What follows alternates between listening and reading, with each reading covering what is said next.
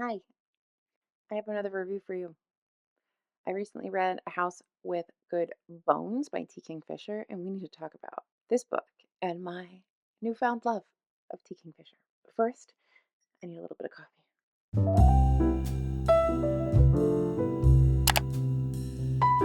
Hi, welcome back, or welcome if you are new here. My name is Alyssa. I have a book review for you. This is going to be a little rambly, per usual. I have like no notes at all for this one. This is my fourth video I'm forming today, so I need a little bit of coffee because I was filming something else and I realized I don't even know how to talk anymore. So caffeine is king. I recently finished A House with Good Bones by T Kingfisher. I believe this is their newest release. So this came out at the end of March, and they have another book coming out in August from Tor. And I did get this one as an e-arc from Tor, and I was super psyched because I have fallen in love with T Kingfisher. This is my third book from her, and I just love them. Like, this is my kind of story, my kind of author. I love the way she writes. And let's talk a little bit about this book in particular and how that relates to my overall love of T. Kingfisher. I finished A House of Good Bones, and it's billed as a Southern Gothic horror story. It is about Sam Montgomery, who is like, she's essentially an entomologist. She works on archaeological sites and learns things about what they're looking at by inspecting the bugs and things, the critters that they're found in the archaeological digs. And a dig had to be stopped because they found human remains and that caused a whole big thing. So she's on an extended pause in her life and she's going back home down south to stay with her mother, who is living in her grandmother's house. Her grandmother has passed prior to the story opening, so the house has now been taken over by the mom. I believe the grandmother passed many, many, many years ago, if I remember it correctly. I can't tell you how long ago, but when she was younger, the grandmother passed. So it's not anything to do with the grief of losing her grandmother. And her grandmother was quite a formidable person. The people in this street are very interesting. There's some caricatures of some of the types of people you might meet down south, including this man who lives sort of in a trailer down the road who is like your conspiracy theory guy. He's your guy that thinks the government's coming. He's the guy who booby traps his house. You have a neighbor of the grandmother's who has lived there forever who's called the witch because she had some sort of falling out with her grandmother. And you have a lot of beautiful old southern homes. And so Sam goes back to stay with her mom, and things just are different in this house. The house was redecorated by the mom when she first moved back into the home a while ago, and then suddenly it's started to go back to the way the grandmother had it decorated. The grandmother had a lot more things around the house, paintings, decoration, etc. And like the mother has sort of pulled all of that back, but now everything's kind of coming out again, including this creepy Confederate, like racist looking wedding painting that's above the mantelpiece, which T. Kingfisher does a great job of discussing racism and the South and just holding up such a mirror to the terrible things that happen down there. So I do that is getting dealt with as well during this whole thing. There is a little discussion of also like kind of like eugenicsy kind of things going on. But anyway, so things just start being very strange about the house. Things are strange about her mom. She doesn't seem the same. And like weird things start happening when she's in the house, starting with the vultures that are just kind of always there staring at the house, like they're waiting for something. Uh, the witch neighbor next door does run a like vulture rehab. She's a hoot. I like her. And she's got like this pet vulture that's never going to go back into the wild because of his injuries. And so he's also a hoot. He's a nice character. We like him. T. Kingfisher does a really great job of having these great animal characters, whether they're bone dogs in Nettle and Bone or this vulture here in A House with Good Bones. There's always like an animal creature that is really great in it's just charming. It gives me cozy fantasy vibes, those kinds of creatures, but they're not always cozy books.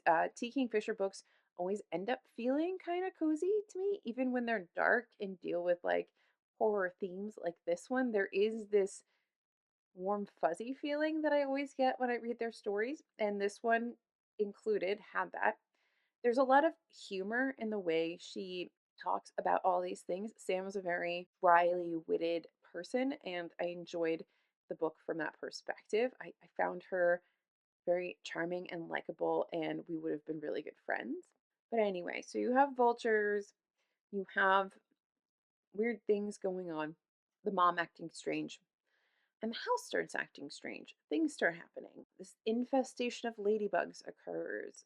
Things around the roses that were her grandmother's pride and joy. Scents and sounds and all the fun things about a haunted house story. And then you start to learn more about the family's history, about their great grandfather, about things that have been done in the past. And this is kind of where the eugenics comes in. And then we hit the climax of the creepy part of this, the horror climax, where all the weird things that have been occurring, all the answers start to come out, and you just crescendo into this really great, twisted, fun ending. It's very action packed. It's dark and great and funny. It's still funny. There's so much humor weaved throughout the story that it keeps you from ever feeling like you're scared. I know that I am not the best judge of like what is or isn't scary for people that are very sensitive to horror and being scared, but I didn't ever feel like, though the things that happen in the end are creepy, they're certainly creepy, but the humor that T Kingfisher uses in the story really keeps or kept me from ever feeling creeped out fully, because there's always some punchline or something or some statement being made by our main character that makes me giggle, and then that makes it easier to read these much more sinister scenes, I guess is the best way to put it. And that is another piece of T. Kingfisher's writings that I've read so far that makes me really enjoy their writing. So far, in addition to A House with Good Bones, I have read Nettle and Bone, which came out from Tor last year. Again, thank you to Tor for sending this to me. This is more of a dark feminist fairy tale than a horror, but I did really enjoy this. This has a bone dog.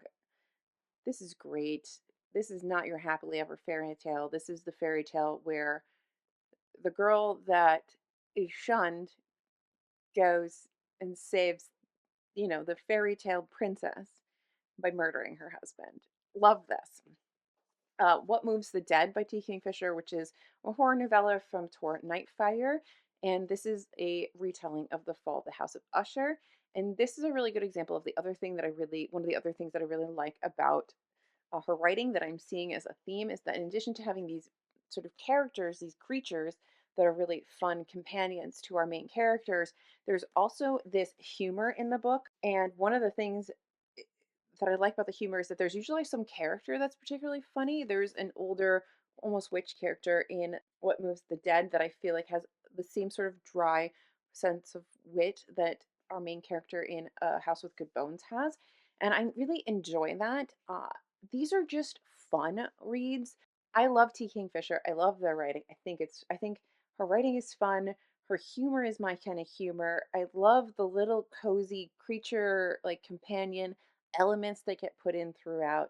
I love the feminine, badass energies of her stories that I've read so far. There's always a woman, or I believe in What Moves the Dead, it's a non binary person, but they're non traditionals. They're not white male saviors coming in and fixing everything.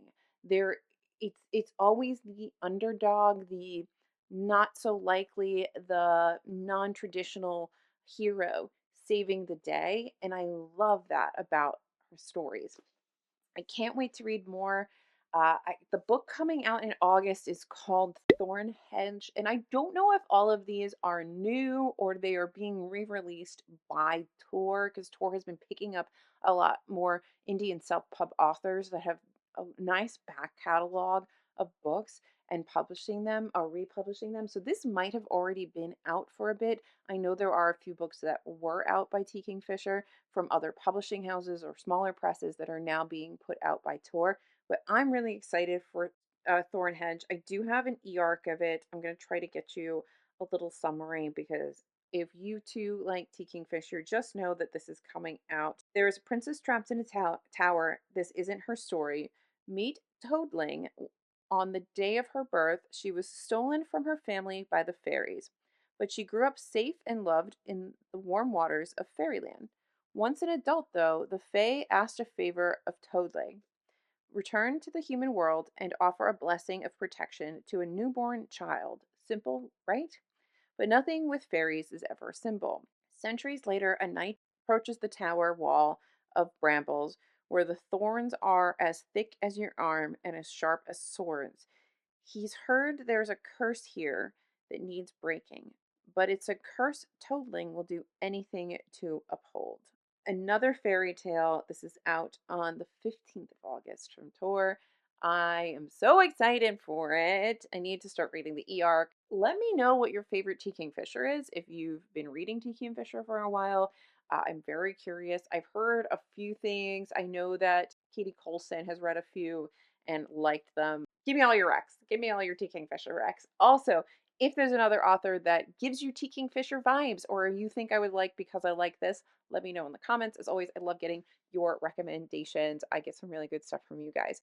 I hope that you check out A House with Good Bones and that you look, if you've enjoyed any of her other works, that you are looking for Thorn Hedge in August. Otherwise, I like and subscribe, and I'll see you guys in my next video, whatever it may be, because it's my channel and I can do whatever I want. Bye. So just sit with me, talking to the night until the morning, building chemistry. I don't think I ever wanna go come closer next to me, trying to find another way to say this, but I think